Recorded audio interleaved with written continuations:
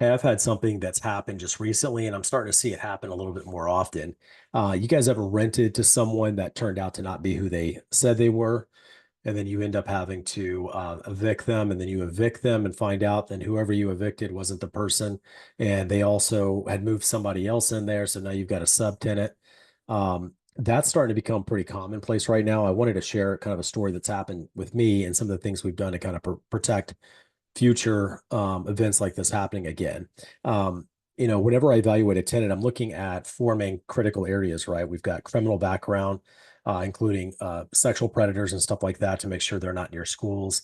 We want to make sure they make enough income, right? They got to make a certain percentage. I like three times the rent. I think that's pretty fair. I want a decent credit score. Don't have to be 800, but you start getting below about 550 or so, then we may have to be increasing the deposit to offset the risk. And then we're going to look at their rental history and making sure they're consistently been paying their rent and the prior landlord was good with the tenants in there.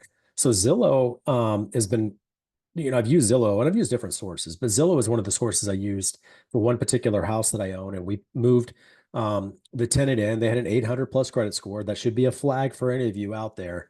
You've got someone with an 800 credit score. You better really verify that they are who they say they are. And and we did a couple of things to verify them, but they juked us on that too. They gave us, false driver's licenses and things like that. I mean, it's just incredible the amount of extent that they go through, and then all the phone numbers they have for verification of rent, verification of employment. They have a call center that answers these calls and gives you information that you ask and make you think that they're all good. It's unbelievable the levels they go to. So the way the fraud works is they will get they'll steal someone's identity, and they have a high credit score. So you're going to move pretty fast when you get someone with an 800 credit score. Like, wow, I'll take them. They have everything to lose if they don't pay their rent. So you get them, and you may not be as diligent, which I wasn't.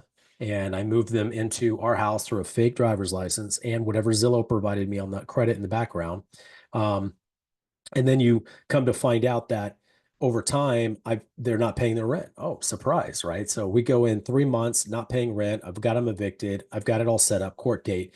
And then some random person shows up to the court date and says, "Hey, I've been living there for the last, 90 days, and I've got a lease agreement here signed with this other person. So, and here's the record showing that I've been paying them."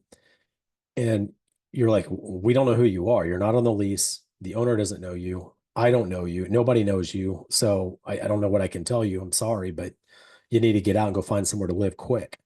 Um, so long story short, the person reached out to me, and that other side of the story is that person I was renting to subleased to somebody else, took all their money, which belongs to me, and ended up doing that for as long as she could. We even did repairs. Like we went into the house and we come back and ask her later, like, "Hey, who was there?" And she would say, "Oh, that was my sister." Right?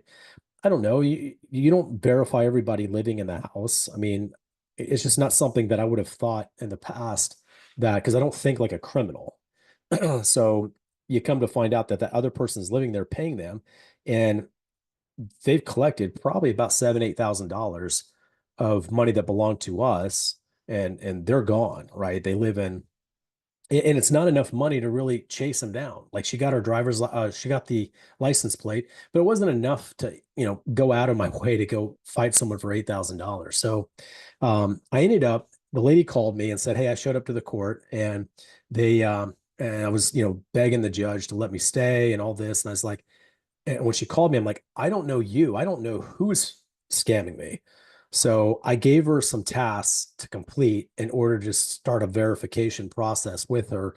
And she is who she said she was. I verified her employment. I talked to them. I got their HR letter. She gave me her checking account information. So, and we set up I did a month-to-month lease. Now, this person has like a 500 credit score, which and normally I would probably not be very inclined to rent to unless they got double a deposit or something to hedge the risk. So to hedge the risk, I said, "Look, I'll give you 2 weeks to leave. You give me 2 weeks to walk away. We'll do month to month." That's the most risk I'm willing to take at this point. So that's what we've done. And she's caught up with her rent. She's caught up with making payments. So that's how we've kind of worked through it. But I'm telling you, that's another one of those crazy things going on. And I literally sent another a house to list out in Forney, and we had it listed. And I'm sorry, I have houses in Forney. This one's in Crandall, Texas. And we listed it. I had two people show up with 800 plus credit scores. And I'm calling them, and they're kind of like, little space cadetty. I'm like, I think I'm starting to see a pattern here. So I'm just warning you guys out there. You really need to verify the person is who they say they are and find other means. Maybe, Zillow may not be the best answer. There's other, verification processes. Anyway, it's a good story. Call me, reach out if you have any questions. I'll post some more stories like this later.